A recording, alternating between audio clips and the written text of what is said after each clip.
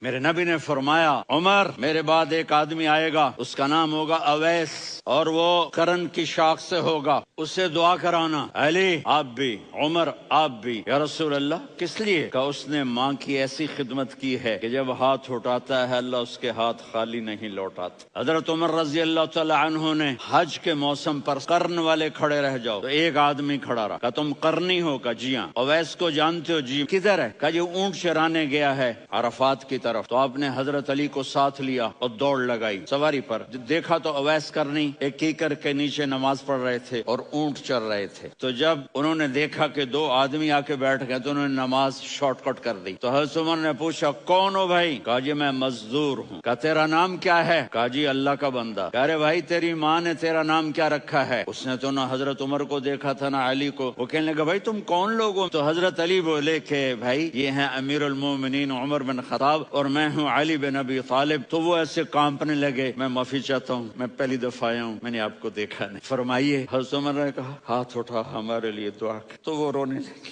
آپ نبی کے صحابی، میں عاجز مسکین، میں دعا کروں؟ میری اوقات ہے میں دعا کروں؟ کہاں، ہمیں ہمارے نبی نے فرمایا تھا اویس آئے تو دعا کروانی ہے۔ عمر اور علی جیسی ہستیوں کو دعا کے لیے کہا جا رہا ہے۔ پیچھے تہجد ہے؟ نہیں۔ جہاد ہے؟ نہیں۔ علم ہے؟ نہیں۔ کیا ہے؟ ماں کی خدمت۔